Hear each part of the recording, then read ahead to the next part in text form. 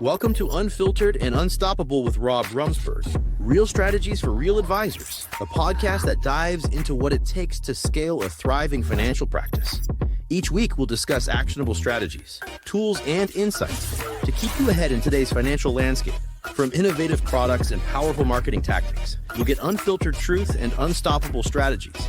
Let's get started by building your unstoppable financial practice today. Welcome back to Unfiltered and Unstoppable. I am your host, Rob Romesburg.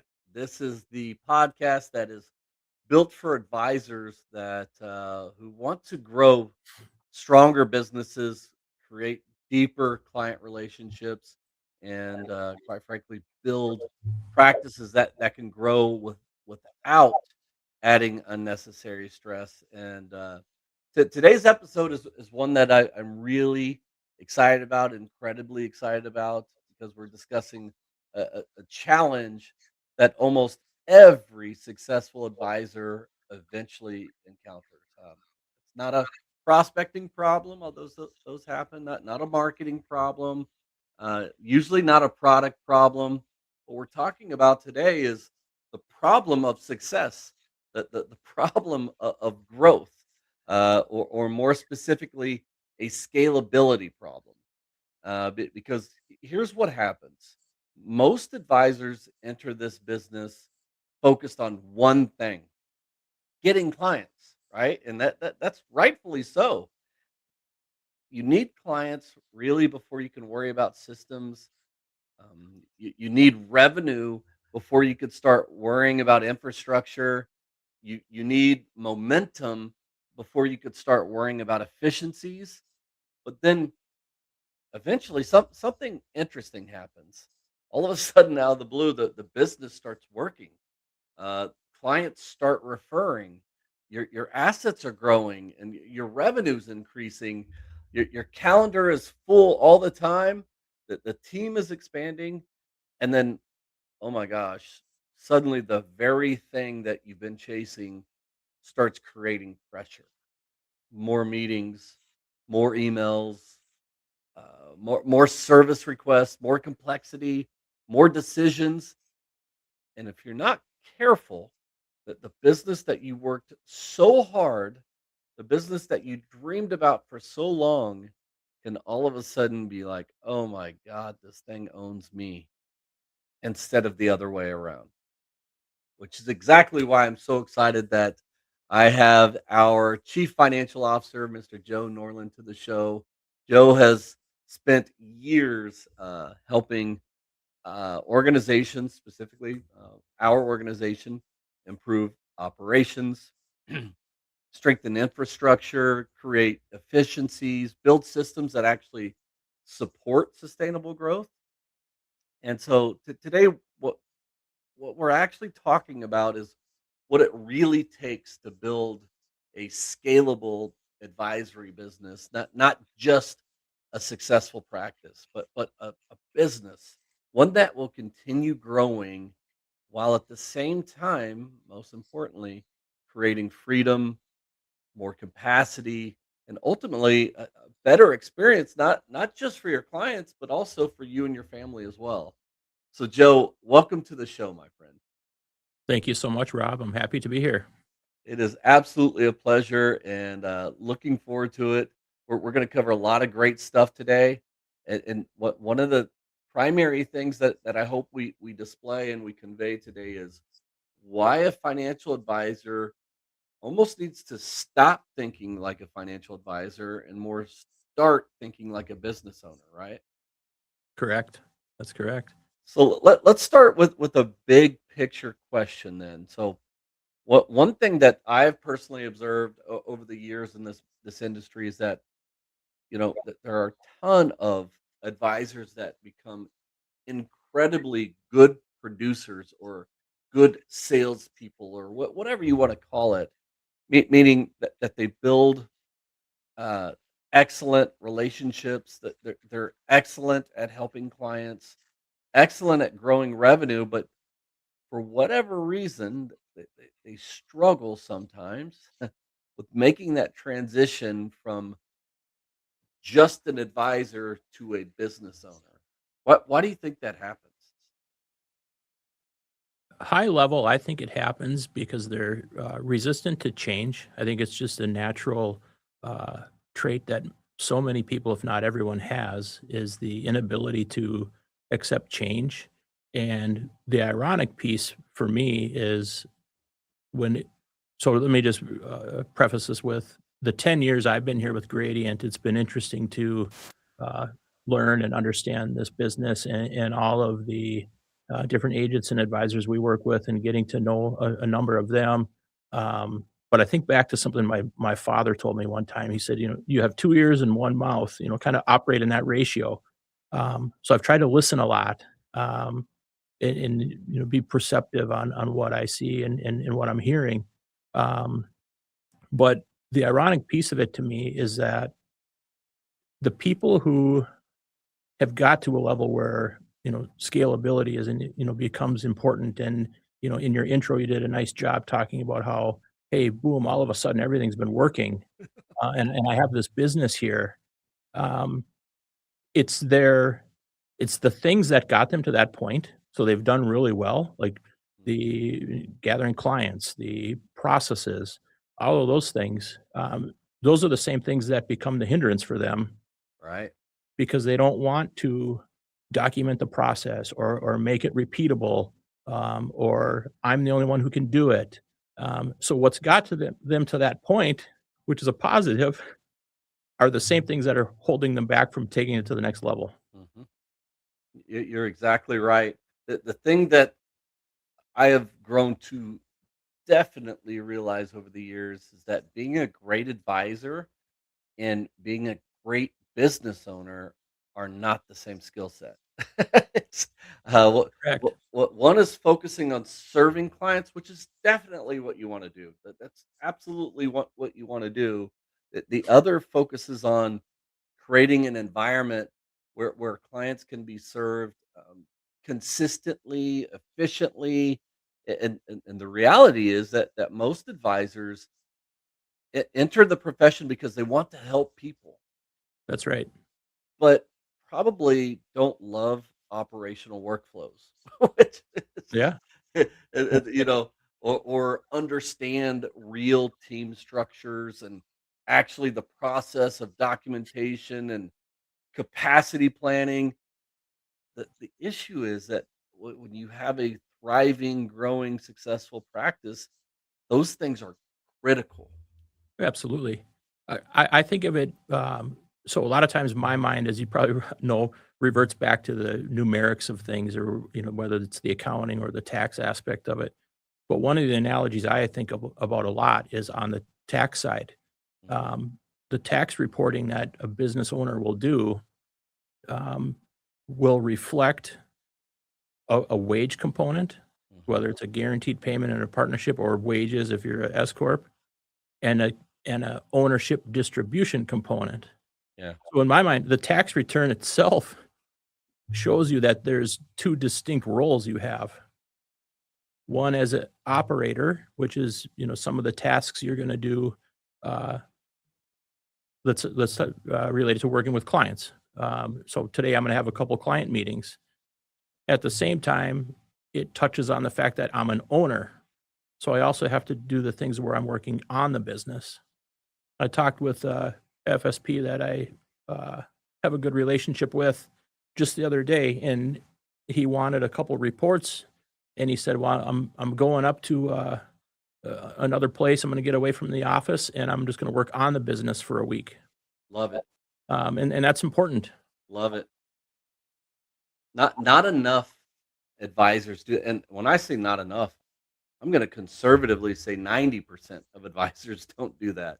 Yeah, What one of my all-time favorite advisors, he and his wife, unfortunately, he passed away about 5 years ago, but he and his wife, every quarter, that's exactly what they did. They'd find a beautiful location, yeah, a winery or whatever, but the purpose was to get away from the practice, to get away from their employees, with all due respect to the employees, to get away so they could truly focus about how do we improve the practice, definitely over the next 90 days for sure, but really so we can extend it and continue to grow out. And he had one of the most efficient, beautiful practice, stress free.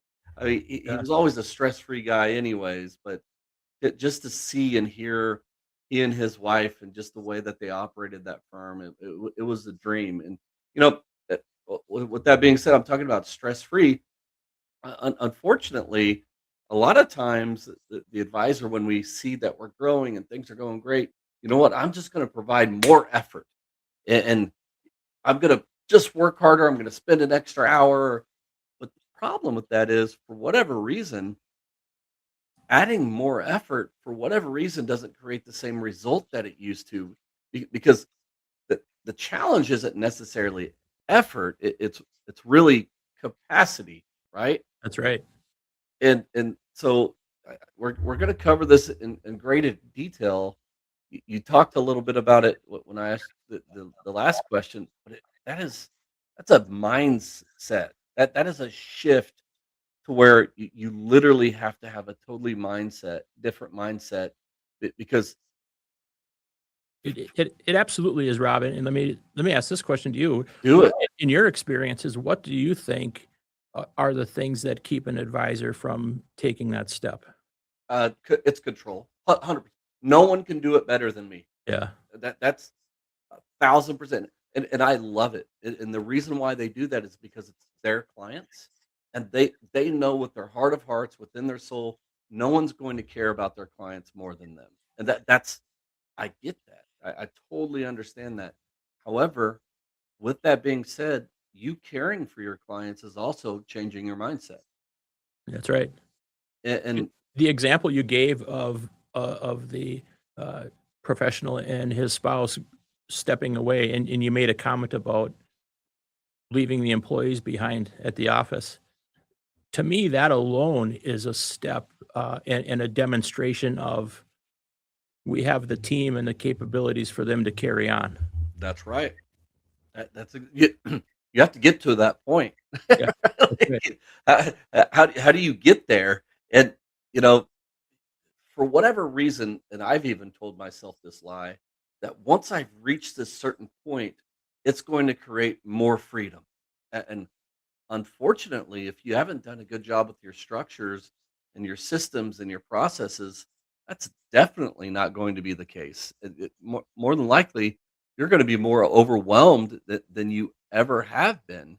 And that the advisors, back to Hurstel, the advisor I was mentioning, Right. that has the he had one of the most successful businesses out there, but he always seemed so calm He did, yes. and focused and in control. And yes, he was making a good income, but that's not what it was about. It was because between he and his wife Kelly, they had an intentional design, right? That's They right. they were intentional about the business. Yes, our whole industry wants to talk about production, and I do this, and our firm does that, and we help grow here. But not enough of us are talking about what actually happens after the production, meaning the growth that creates complexity. And unfortunately, when every decision is being ran through that same person, that one person, the top advisor, and then when every client is also depending on that advisor, and then every team member is depending on that advisor, oh my God, now the business owns me. That's And right. and then we start to see that growth really exposes weaknesses within the firm and the business structure. And man, if those weaknesses aren't addressed, holy cow, we've both seen it, right? That's right. That's And right. then the, N the last thing we're worried about is generating revenue at that point in time. It's almost like, God, get me out of this business. Right. That's right. And when you mentioned someone with a nice income, the other piece of that a lot of people don't always realize is that came after a set of period of time of probably not a lot of income, Yeah, where a lot of effort and development and growth to get to that point. right. And then that's where you gotta go back to the change aspect and, uh, people who are able to change Mhm, can start to reap that reward of, hey, here's what I've built and here's how I can keep it growing. mhm. So when you've seen some of these firms that have successfully scaled, what are some common characteristics that they share? I know we talked about mindset and things along those lines. What else? Yeah, I would say I have a few things that come to mind. One is a like a clear strategic vision, so everyone there knows what that is. It starts with the willingness to change. So those things I mentioned before that got me to the point of being where I feel like I'm successful, but how do I keep going or how do I make it better? And how do I keep it from stressing me out like you're talking about? Yeah. Uh, it's adapting and changing from that and accepting that we need to implement these things. So, the strategic vision, if everyone's in the office working hard, but we don't know what the vision is, what good is that? We're all just spinning wheels working hard. It's like I'll think of like a job site or like a construction site where only the job soup has the blueprint and is in their truck and is not sharing them with everybody. Well, you can sit and pound nails all day, but if we don't have the vision of where we're going. So I think outlining a clear vision, I think it's development. So like staff development and training people, training them on processes. Um, you don't need to reinvent these things I've been doing that got us to this point. You need to implement what those processes are. Mhm. And then accountability, holding people accountable as well. Yeah. Man, what an awesome analogy. But man, does that apply? Holy cow. Yeah, I'm gonna keep all the business secrets to myself yeah, it doesn't work. but then the frustrating thing is that I'm mad at Susie out front because she's not doing what I want. Well, have you clearly laid out what Susie needs to be doing? Well, I think so. Yeah, until you can answer that affirmatively, well, you get the mirror out first. That's exactly right. One of the phrases that we all hear over and over again in our industry is I want to grow. I want my production to grow. And great. That's awesome. Growth matters, and that's why so many are successful. I get it. However, the important question that I think gets missed the most is, can my business actually literally really support the growth that I'm chasing? Because we have seen it time and time again where an advisor just doubles their production out of the blue, and at the same time doubles that stress, and they're like, I can't have another year like that again. Have you seen that? I have, right? I have. And to me, that's a process issue in my opinion, Hmm. to a large degree.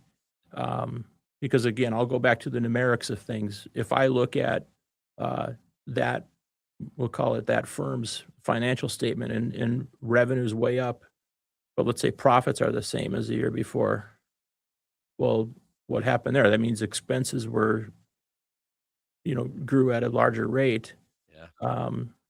And was it process? If we're doing the processes the way I laid them out for everybody to follow, well, then the margins should, in theory, be the same or a little bit better. Um, but if everyone's doing their own thing and revenue's going up, well, is that translating to the bottom line? It always doesn't do that. Yeah. You're right, and it's very interesting that this industry that we're in, we spend an enormous amount of time attending conferences to improve production, reading sales books, and learning new marketing strategies and improving presentations, talking about closing ratios. Once again, all of those things matter, but there are such a small percentage out there talking about increasing efficiencies. Yeah. And that is the biggest opportunity, really, because you know I, I have seen it where two advisors could both generate the same amount of revenue, but one's operating with significantly less stress, less chaos, greater consistency. So I would sit there and say, so who really has the better business? You That's know, right. That's exactly right. And we're in a time right now where, as you're talking about that, Rob, can you guess probably what the first thing that comes to my mind is the technology. Sure. And am I investing appropriately in the technology? Am I utilizing it? And are we at the front end of the technology that's available to us? We're seeing it right now, just even here at Gradient with a Yeah. lot of the AI that we can utilize, and how embracing that can really, uh, we look at capacity to do things, and without anything else changing, we've increased capacity. Love it. Yeah, that's exactly right. The internal workflows, like whether it's technology related or not, if they are in place and they are consistent, your firm will automatically feel the positive impact of that. And your communication will be timely, the onboarding will be smooth, paperwork's no longer getting lost. And then when your clients start to see, wow, this firm is really organized, they're really prepared, and the client doesn't even know what's happening behind the scenes, whether it's AI, technology, whatever. But you know what? They're going to notice that experience, and when they notice that experience, because that in today's world, experience matters more than ever, especially because of AI and technology. That's right. And So, go ahead, sorry. no, you go ahead. I was gonna say, and it's really in a couple aspects. I used that analogy before. I'm the business owner, and I'm also one of the workers. Um, those improvements and efficiencies we can find touch in both areas, whether it's client intake or uh, appointment setting, things like that, I can create efficiencies there. Yeah. But I can also do them on the part where we talked about how let's get away and we're going to work on the business. Yes. The fact that I can implement some of those things working on my business also makes that task less stressful. Yeah. Talent is obviously something that we want to have within our firm, uh, but taking a look at just talent itself is not enough. When you see firms that are operating at a very high level, how much would you say their success is driven by simply consistency, rather than talent? That's a good question. I Talent's only talent if I've built a practice where I have uh, processes and procedures that are outlined and work. To Mhm. me, the high talent is the one who follows those and produces with those. All right. Um, I could bring talent in that would spend days going ahead and trying to change all of that, but that's not helping us. Mhm. Um, I'm not hiring you to become a process changer and completely redo our work we've done and the processes we've built. Um, Talent to me is implementing that. Mhm. Yeah. I the thing that I have learned over the years is that some of the folks with the least amount of experience, and I don't mean talent, but I mean experience, quickly get talented off of systems and Yeah, processes. You know what I'm saying? Like, experience and talent kind of go hand in hand. But if I don't have someone with a lot of experience and I want them to get them become as talented as possible, as quickly as possible, I better have my systems and processes in place. that's right. And then all of a sudden, 90 days from now, you're going to be like, wow, did I make a great hire here? Yeah, that's right. That's almost a better recipe for success, right? If someone who you don't have to change their ways necessarily. Yeah. You Now, just now at the same give them time, away. now at the same time, you make that hire and they're not able to follow those systems and processes, gone. Like, Yeah, that's the accountability part. 100%. I am of the belief of hire slow, fire fast, and like that to me, if I've laid out the systems and the processes, as our great founder Chuck Lucius says, that the systems aren't on test here. You are. Yeah, that's exactly right.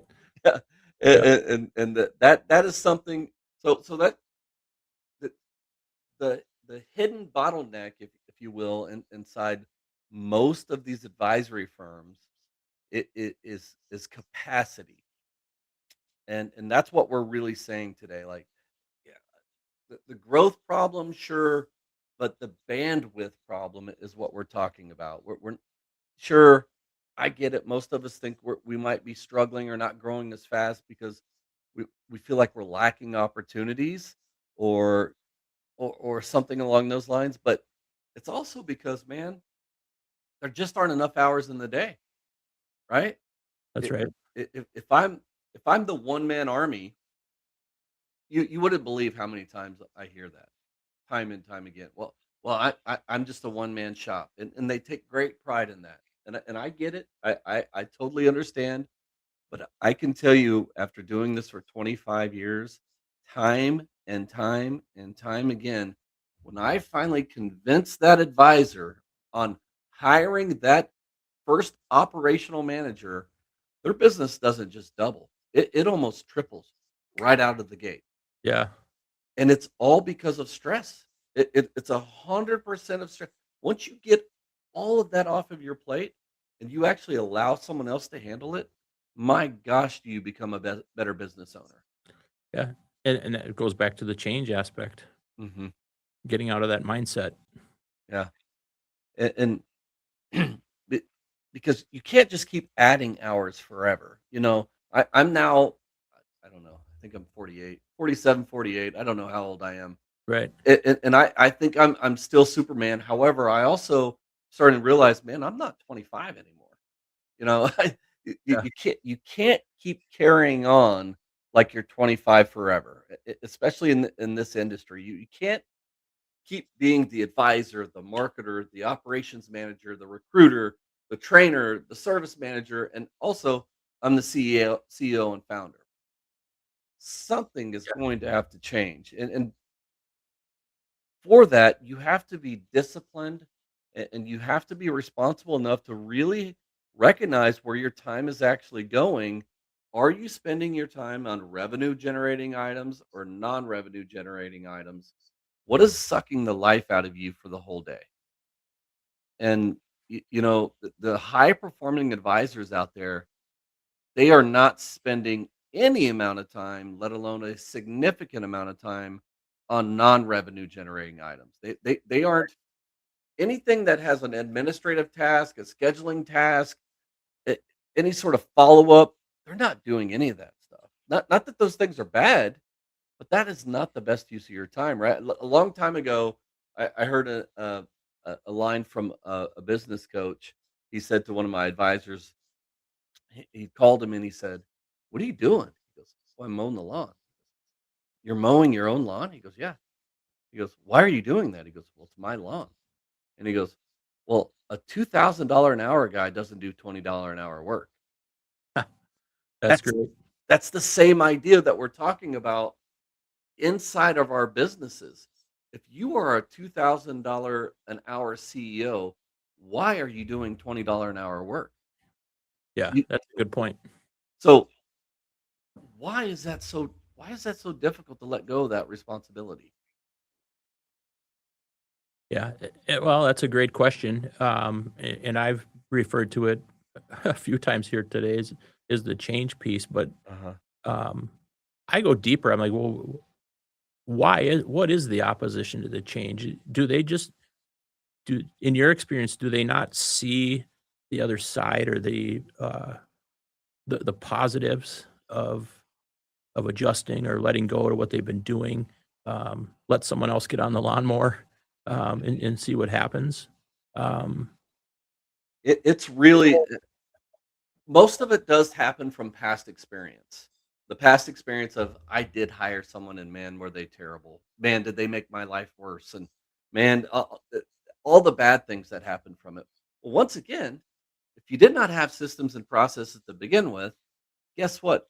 More than likely they are going to be terrible. Like that's if there are not things in place to make sure and ensure that once they come on, there's a smooth track for them to run on, then yeah, they are going to ask you 1,001 questions and they're going to have 105 errors. yeah, That's what's going to happen.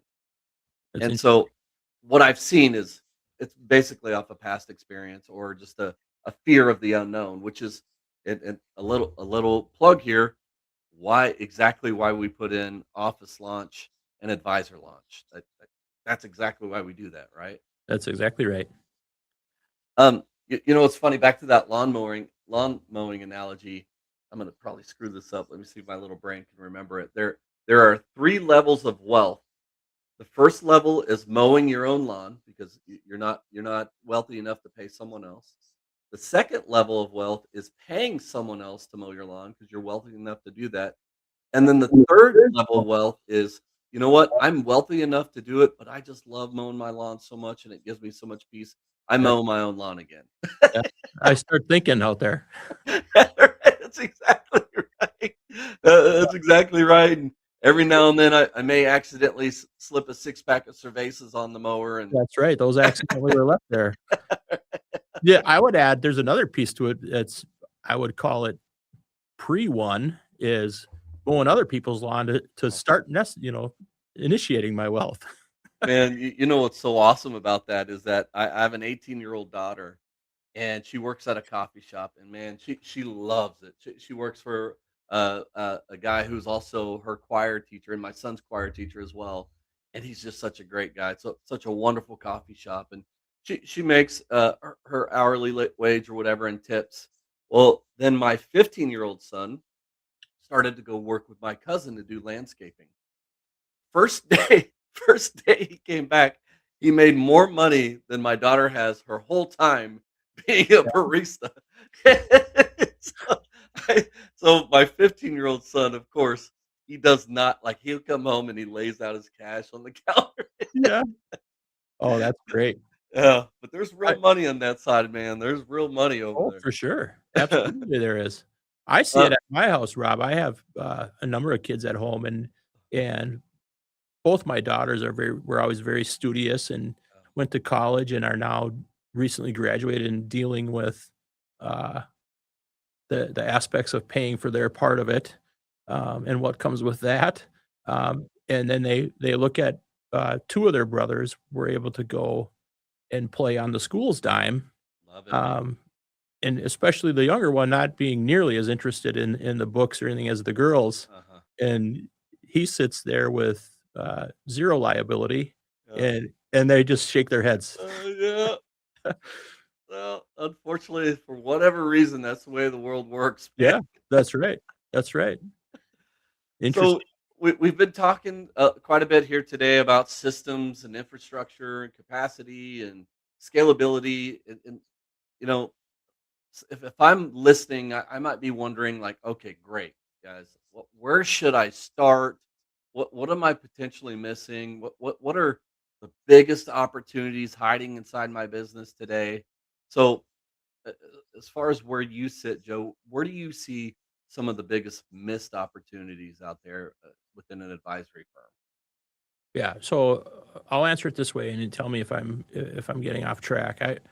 I think what a financial professional needs to do is start, uh, forcing themselves to work on the business. Hmm. Um, and at its highest level, that has 2 impacts in my mind.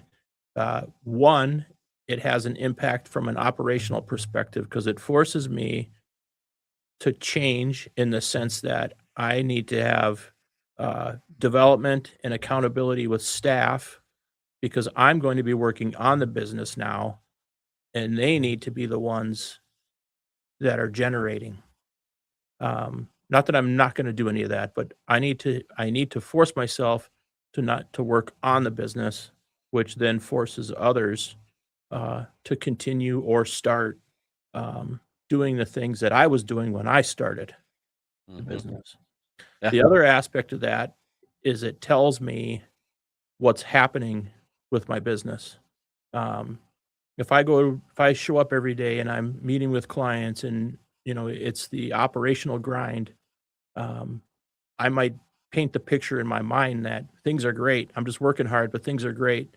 If I'm not working on the business, I don't maybe have an accurate picture of where we're at, uh, which way is revenue going, which way is profit going. Um, Being able to work on that side of things, uh, it's gonna hopefully reinforce the fact that I'm having people transition and pick up more of an operational role, which means I'm doing less. Hmm. Um, but I'm then also seeing what's happening with my business. All right. Um, Ultimately, I would imagine everyone's goal is to be done at some point. For sure. And to maximize that, you're going to want to be able to tell this, not only tell the story of your business, but have the support and the documentation to validate that story. Yeah. You're exactly right. Um, let's look ahead a little bit. Obviously, our industry is changing rapidly, as you said earlier, re- in regards to technology and AI. And with that, clients' expectations are changing. Communication is definitely changing. The way that people are gathering information is changing. So, from what you're seeing, what do you think the next 5 to 10 years looks like as far as an advisory firm looks like? That's a great question. Uh, Successfully embracing the technology, I think, is the approach to be one of those firms that will be there when we're looking at what they look like in 5 years. Hmm. Um, I think opposition to that would be 5 years down the road, 10 years down the road. That firm we're trying to find probably wouldn't be there. Sure. Um, Right. so I think embracing the technology is a big one. You know, I'll speak for myself. I'm probably at the back nine of my career. Um, and when I see some of the technology happening, the stereotypical view might be, oh, it's not as good as the way we used to do it, or things like that. It's the opposite for me. I'm invigorated by it. I think it's exciting. I think it's amazing what it does and what it can do for us. Just in our team here at Gradient, I watch and see the things we can do with it, and Yeah. it changes things in a positive way. But I think it increases that capacity, and so the firms 5, 10 years from now are going to be the ones who embrace that technology and utilize it appropriately. You're right. The easy thing would be to be intimidated by it. The easy thing would be to be angry by it, frustrated by it, dismiss it, whatever. And for sure, without a doubt, technology is definitely going to replace certain tasks. But the thing that we all need to be clear and absolutely understand is that it will not replace trust. And why Yeah. that's so vital, especially in our industry, there is nothing more emotional in regards to a business transaction outside of financial decisions. Like that's a very emotional thing. Retirement is extremely emotional. Legacy planning, deaths are extremely emotional. Divorces are extremely emotional. Long-term care is extremely emotional. Market volatility, all these are all emotional things that sure, AI, the internet, quantum computing now, like I get all of that, but guess what? When emotions are involved, people want guidance. They want human to human interaction. They want that true perspective. They want that confidence. And just generically speaking, I say this quite a bit on the show is that, the last vehicle we purchased was for my daughter. And I did all of the research. I did all of the internet research. I did all of the comparisons. I used Chat GPT. But when it came down to it, I went to the car lot and I looked the guy eye to eye and said, "Is this correct? Is this what I'm thinking? Is this Absolutely. what's your opinion?" I wanted that. like Yeah. like that was vital to the experience. It made me feel like I was in much more control. It made me Yeah. feel more confident in my decisions.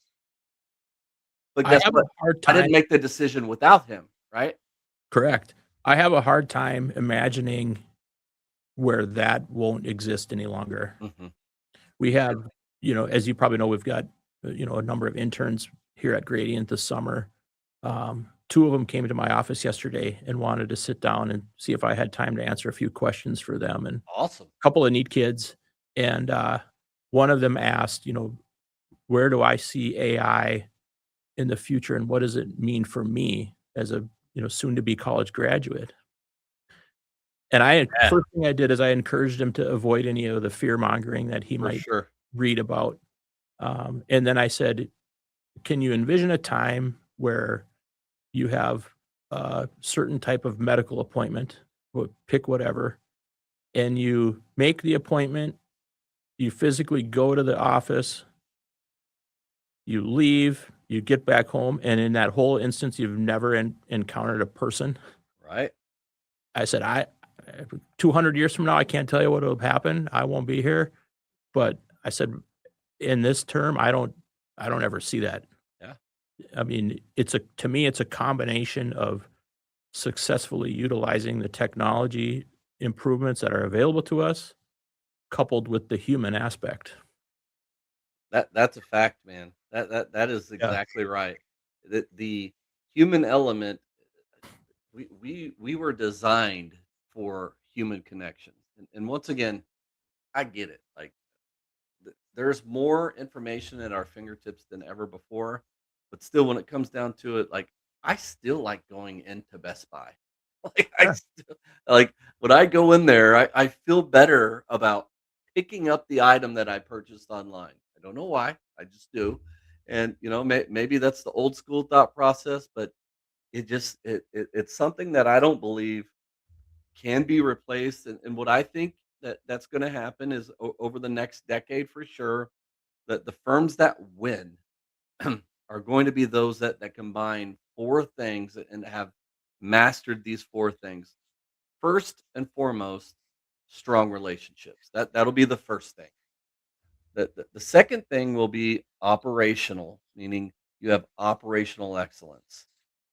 Then technology, yes, that is a requirement, specifically with automation, but also more specifically, intentional client experiences. Once again, the human element, because when all four of those things work together, you're going to see something really powerful happen. Your growth is going to become easier. Referrals are going to burst at the seams. Your team is going to be so phenomenal, so strong. You're going to see your clients are more loyal than ever. And then all of a sudden, as you said earlier, maybe I'm not planning on doing this for the rest of my life. Your business is going to become more valuable than ever. And That's my right. gosh, if you've got a strong business like that, you're going to be able to ask whatever you want for the business. Correct. And you're going to have the proper documentation and the good accounting to support it. I had to throw a plug in there for the accountants. No, you're 100% correct. The example I use all the time is, let's say we have firm A versus firm B. Each firm is earning the same exact revenue. Firm A has exactly how many clients they have, exactly how many policies they have. They have exactly their forms, systems, and processes written down, documented. Firm B, once again, same exact revenue. They tell you, I have around 500 clients. I have around 1,000 annuity policies. And no, we don't need all of that. Our clients love us. Whose business is actually worth more?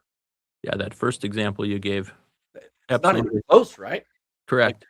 Yeah. this second one, I'm like, man, I don't know. I don't even know if I want to buy that business. And that's the business. The positive example you gave is the business that spent time working on their business as well. That that's exactly right. That's exactly right. Joe, man, these things freaking fly by. I can't believe it. This has been awesome.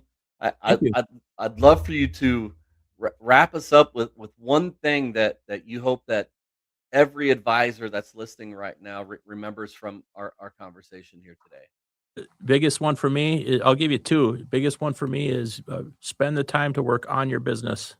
Mhm. That's what it is. It's a business. You're not just an employee with a tax ID in a shell company. make your business valuable by spending the time working on it. And then I just want to reinforce your aspect of the human connection piece, because that's a big one too. Yeah, that's awesome. That perfectly just really summarizes everything we talked about today. It's not just about systems and workflows and technology. Really, what this whole podcast is about, and specifically today's show, is creating that business that supports the life that you're trying to build, Yeah. and while at the same time, even more importantly, making sure that we're serving your clients well.